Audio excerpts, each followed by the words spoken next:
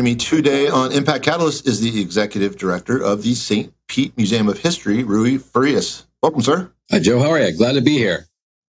It's good to see you again. I was just over visiting a couple of days ago. It's always fun. Always discover something new every time I walk in there. It's a cool place.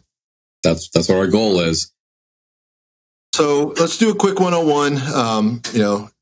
I think the biggest problem is you just got such a terrible location. How do you overcome such a terrible location and tucked away nowhere where anybody can find you? Well, I'm actually struggling. I'm struggling to look at the camera here because if I pick my eyes up, I see the Vinoy out my window. So it's a bit of a struggle every day.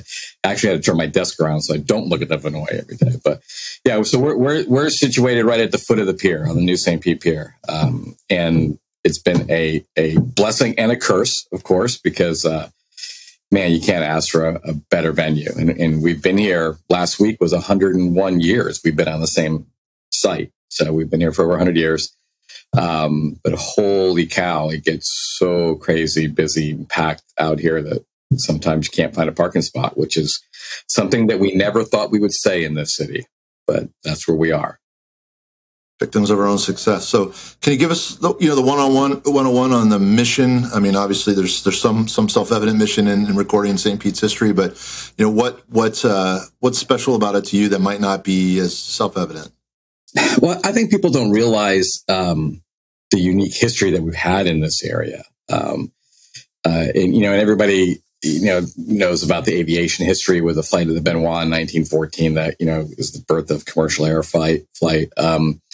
But there's so much other history here and unique history. And mostly because it's, people who came here from up north for the last 100 years or from the Midwest who, especially in the early days, in the early 1900s, they came down here with a little bit of money, looking to make a lot of money like everybody did in Florida. But it seems like everywhere we turn, we find some cool new history that we didn't know about here in the city. Yeah, and you've got a great collection. With so much, we do have limited space, and there's so much out there. How do you, what's your sort of process for deciding what makes it out and what doesn't? And you have large displays to contend with as well. Right, and I mean, the museum has a specific mission. Our mission, pretty much in short, is to collect, preserve, and present the history of St. Petersburg and Pinellas County. We've expanded that a little bit to include a lot more of Florida. When you look at our history, it kind of mirrors some of the other cities, that grew up in the 1920s.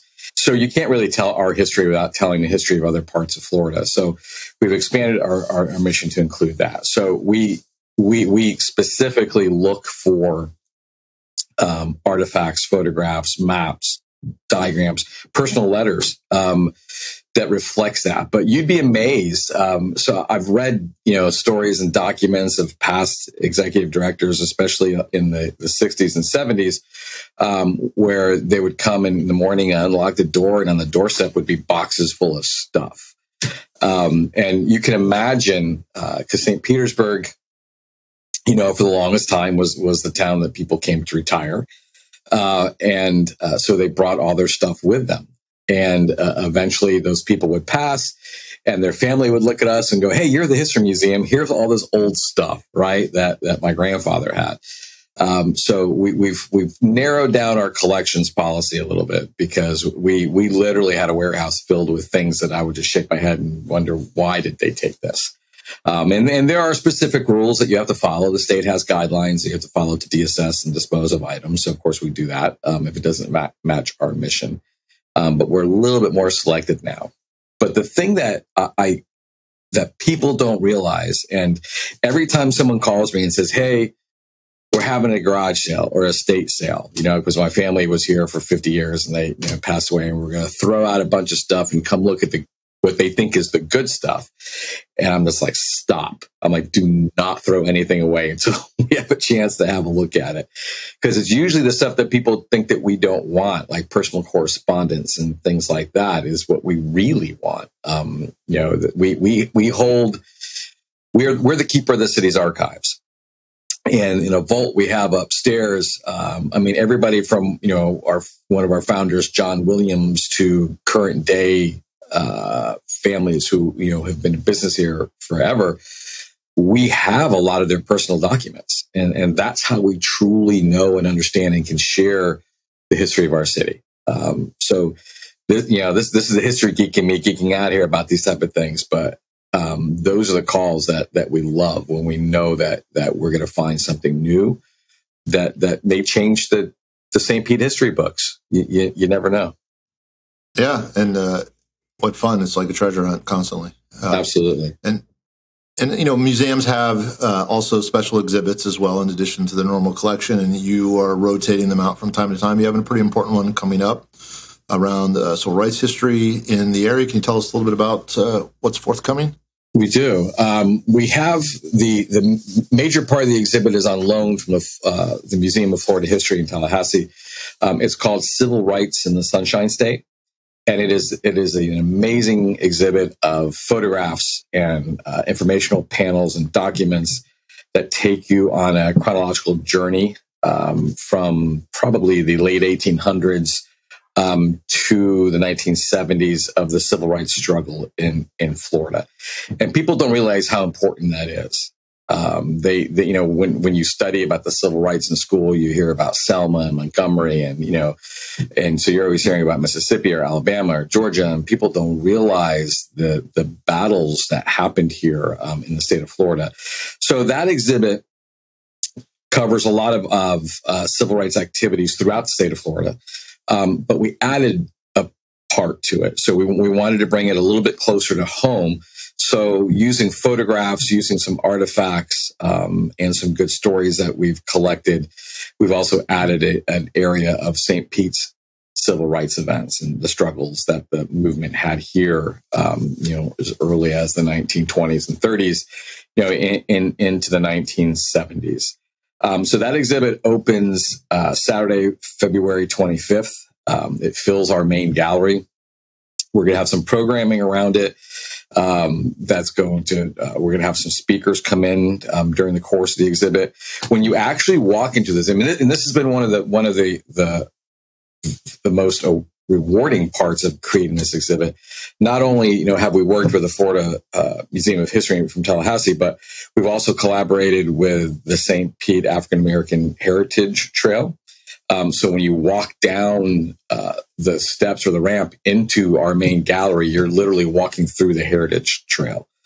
So you get to experience that. And we've also collaborated with the Woodson Museum on programming later on. Because this exhibit, it will be up until June 8th. So we plan on a lot of activity between February 25th and June 8th in a number of venues around town. That's amazing. That sounds fantastic. And other than exhibits, technology is its attention spans are scattered, and the mission of a lot of brick and mortar places is getting harder to fulfill over time. How are you using the future to help better tell the stories of the past, or how do you plan to use technology? And that's key, I think, because I think that when you look at history museums, they tend to lag behind a little bit in the world of technology. So we've been looking at how we can incorporate, whether it's virtual reality, any of the things that are out there now that are actually becoming affordable. We're not the Smithsonian, right? So we don't have that kind of budget. So the technology is becoming more and more affordable. So we're looking at those things. Like we met with the folks at the Innovation District and how we can incorporate some of that technology into our existing exhibits and how we can build going forward. Hanging from the ceiling in our Flight 1 gallery is a working replica of the Benoit airboat. And, every day I walk by that, I'm like, well, how cool would it be if we could do something with virtual reality that you actually, put a headset on and you're actually flying in a plane, from St. Pete to Tampa on that first flight. So it's possible. It's a lot easier than I thought it was. So we're talking to some people now to work on that.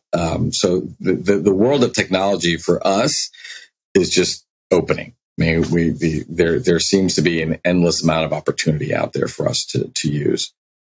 Yeah, and you mentioned not being the Smithsonian. Can you talk a little bit about your budget and or how much anybody listening to this that wants to support what you're doing? I'm assuming you're open to that, and they do that. People, because we're the St. Pete Museum of History, people think that we're funded by the city. We are not. The St. Petersburg Historical Society is its own 501c3 nonprofit. We have an amazing lease with the city on this amazing piece of property, and the city has been really good to us as far as arts grants and things like that when we've needed help.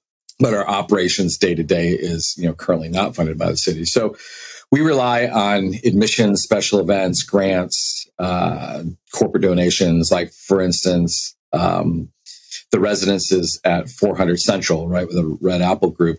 They've actually helped fund. They've funded the Civil Rights exhibit, and so without their assistance, we wouldn't have been able to pull this off.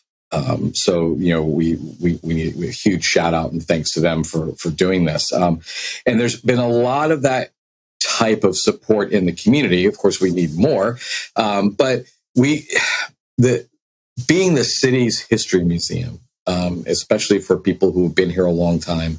It's almost kind of like a legacy thing, because everybody wants to share our history, right? And we want to be able to show, where we've been and how far we've grown, and so like I said, some of the amazing events, that happen here in the city. So the corporate world has stepped up when we needed it, but we basically survive primarily on donations and grants.